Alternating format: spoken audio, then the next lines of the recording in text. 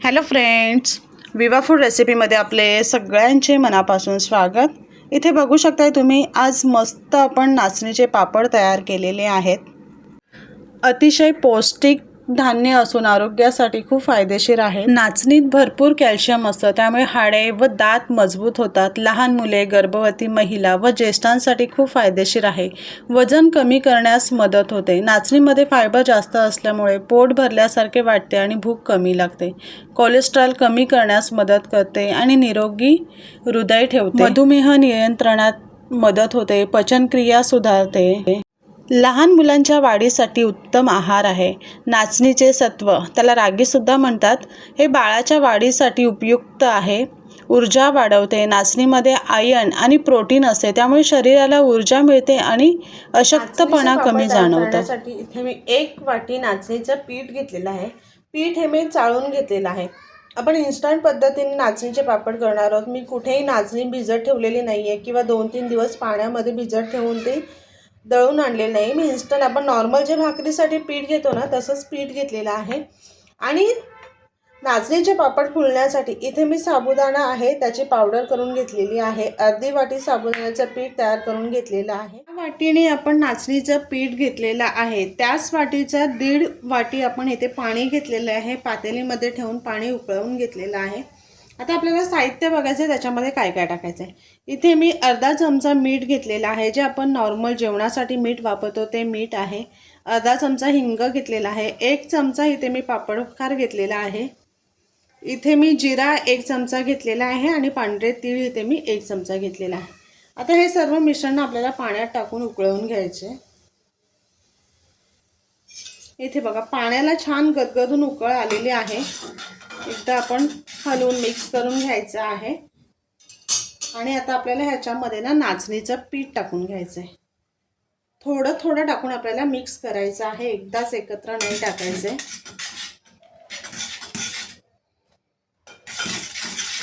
व्यवस्थित असं हलवून हलवून मिक्स करायचं। त्याची गुठली तयार व्हायला नको, अशा पद्धतीने आपल्याला ते मिक्स करून घ्यायचं। इथे बघू शकता तुम्ही, पाण्याचं प्रमाण किती परफेक्ट झालेलं आहे। अजिबात पाणी जास्त झालेलं नाही आहे किंवा आपलं पीठसुद्धा कुठे सुकं राहिलेलं नाही आहे, कमीसुद्धा झालेलं नाही आहे की जास्तसुद्धा झालेलं नाही आहे, परफेक्ट झालेलं आहे। त्यानंतर इथे आपण साबुदाण्याची जी पावडर तयार करून घेतलेली आहे ती टाकून घ्यायची आहे आणि आपल्याला पुन्हा मिक्स करून घ्यायचं आहे। इथे ना आपण गॅस बारीक करून घ्यायचा, एकदम फास्ट गॅस ठेवायचा नाही आहे, नाहीतर ते खालती लागेल आणि करपण्याची शक्यता असते। त्याच्यामुळे आपण बारीक गॅस करूनच ही प्रोसेस करायची आहे। मस्त मिक्स झालेला आहे। आता गॅस बारीक ठेवूनच आपण ह्याच्यावरती झाकण ठेवून घेणार आहोत आणि 2 ते 3 मिनिटं हे आपल्याला वाफवून घ्यायचं आहे। 2 ते 3 मिनिटं झालेले आहेत। झाकण काढून घेऊयात। खूप मस्त अशी वाफ आलेली आहे, बघू शकता तुम्ही। आणि पुन्हा आपल्याला मिक्स करायचं आहे। व्यवस्थित ढवळून सगळं मिक्स करायचं आहे। कुठे जर गुठली तयार झाली असेल ना, तर ती फोडून घ्यायची। किती छान आणि किती मस्त असं पीठ आपलं तयार झालेलं आहे, बघू शकताय। आता हे काय करायचं आहे, आपल्याला पीठ खूप चांगलं शिजवून घ्यायचं आहे। कुठेही पीठ कच्चा राहायला नको। जर पीठ जर कच्चा राहिला ना, तर आपले पापड फाटले जातात। म्हणून आपल्याला व्यवस्थित पीठ शिजवून घ्यायचं आहे। आता पुन्हा हे जे कालत्याला राहिलेलं पीठ आहे ते काढून घेते आणि पुन्हा झाकण ठेवून आपल्याला इथे 7 ते 8 मिनिटं आपल्याला पुन्हा वाफेवर शिजवून घ्यायचं आहे। शिजवताना मध्ये मध्ये आपल्याला ते हलवत राहायचं आहे। 6 ते 7 मिनिटं झालेली आहेत। इथे बघा, आपलं पीठ किती छान शिजलेलं आहे, दिसते तुम्हाला। एकदम असं जेली सारखं झालेलं आहे, खूप मस्त शिजलेलं आहे। ह्याचे पापड सुद्धा छान होणार आहेत। आता आपण हे एका भांड्यामध्ये काढून घेऊया। इथे बघा, ताटामध्ये ना आपण पीठ काढून घेतलेलं आहे। 1 ग्लास घेतले, त्याच्या बुडाला तेल लावून घेतले आणि आपण इथे पीठ छान मळून घ्यायचं आहे। गरम असतो ते हाताने पटकन मळता येत नाही आहे, म्हणून आपण इथे असं ग्लासाने त्याला व्यवस्थित असं मळून घ्यायचं आहे। खूप छान मळून होतं, गरज नाही आहे। खूप जण प्लास्टिकच्या पिशवीमध्ये घेऊन ते मळतात, पण गरम गरम पदार्थ आपण प्लास्टिकच्या पिशवीत नाही टाकायला पाहिजे, म्हणून आपण असं ग्लासाने मळून घेणार आहोत।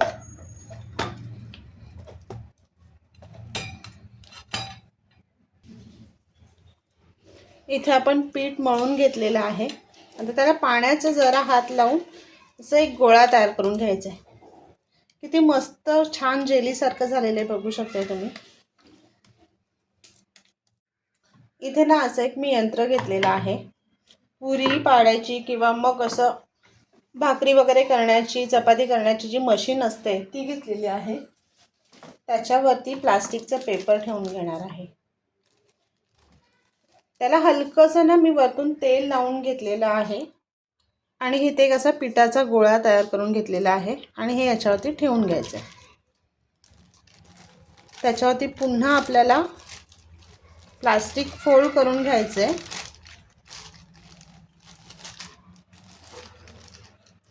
इथे आपण प्लास्टिक त्याच्यावरती फोल्ड करून घेऊयात आणि हे ठेवून आपल्याला त्याला दाब देऊन घ्यायचं आहे. किती मस्त पापड आपला तयार झालेला आहे. आपण वरचं प्लास्टिक काढून बघूया. छान झालेलं आहे बघा. पटकन झटपट होणारी रेसिपी आहे ही. आता आपण हे एका ना कपड्यावरती काढून वाळत ठेवूया. इथे आपण कॉटनची ओढणी घेतलेली आहे, त्याच्यावरती ठेवून वाळवून घेणार आहोत. हलक्या हाताने त्याच्यावरती प्रेस करायचे आणि आपल्याला हे प्लास्टिक काढून घ्यायचे. किती पटकन आणि सहज निघतोय, बघू शकताय. अशा पद्धतीने झटपट आपले पापड तयार होतात. लाटायला बिलकुल वेळ लागत नाही आहे आणि पटापट होणारी रेसिपी आहे. तर अशा पद्धतीने आपण सर्व पापड तयार करून घेऊया. इथे बघा आपण काही पापड तयार करून घेतलेले आहेत. तुम्हाला एक टिप्स दाखवायची आहे. इथे पाण्याचा हात घेते. कधी कधी काय होतं, शेवटी पीठ आपलं संपत येतं ना, तर हलकंसं सुकलं जातं. तर त्यासाठी काय करायचं, हाताला मी प्लास्टिकची पिशवी घेतलेली आहे आणि इथे बघा असं मळून घ्यायचं. ते हाताला चिपकतं. आपल्यालाच गोळे तयार करायचे आहेत ना, आपल्यालाच ते लाटायचे आहेत, तर ते पटकन होत नाही, हाताला चिपकलं जातं. तर हातामध्ये अशी प्लास्टिकची पिशवी घालायची आणि त्याला हलकंसं असं पाणी लावून गोळे करून घ्यायचे आणि त्यानंतर आपण त्याच्यावरती पेपर ठेवून घ्यायचं. मग पटकन होतं, आपले हातसुद्धा चिकट होत नाही आहेत आणि करायलासुद्धा पटापट होऊन जातं. इथे बघा मस्त तयार झालेले आहेत. इथे बघू शकताय सर्व पापड आपण तयार करून कॉटनच्या ओढणीवरती वाळत ठेवलेले आहेत. 2 दिवस मी पंख्याखाली सुकवणार आहे, कारण शहरामध्ये ऊन येत नाही आहेत. सहजरित्या इथे पंख्याखाली सुकले जातात. इथे आपले पापड ना अर्धे सुकून झालेले आहेत. एका बाजूला पूर्ण ओलसर आहे, तर ते आपण ना पलटी करून घेऊन घ्यायचे. सर्व पापड ना आपण असे पलटी करूयात. 3 ते 4 दिवस झालेले आहेत पापड इथे आपण सुकून घेतलेले आहेत. ते पंख्याखाली सुकवलेले आहेत आणि 1 दिवस फक्त मी गॅलरीमध्ये ऊन येते, ते 15 ते 20 मिनिटं गॅलरीमध्ये सुकून घेतलेले आहेत. इथे बघा पापड आपले किती मस्त सुकलेले आहेत, कडकडीत झालेले आहेत. तर आपण तळून बघूयात कसे झालेत ते. तेल गरम करून घेतलेले आहे, ह्याच्यामध्ये टाकून आपण तळून घेऊया. किती मस्त फुलते बघा. पूर्ण कढई भरून झालेला आहे आपला पापड. रंगसुद्धा किती सुंदर आलेला आहे. अशा पद्धतीने आपण अजून काही पापड तळून घेऊया. इथे बघा आपण पापड तळून घेतलेले आहेत. किती मस्त फुललेत आणि खूप मस्त असे खुसखुशीत झालेले आहेत. तुम्ही पापडाची साईज बघू शकता.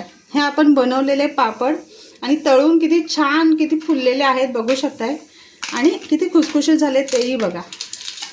इथे बघा सगळ्यात महत्त्वाचं, अजिबात तेलकट होत नाही आहेत. एकदम खुसखुशीत पापड तयार झालेले आहेत.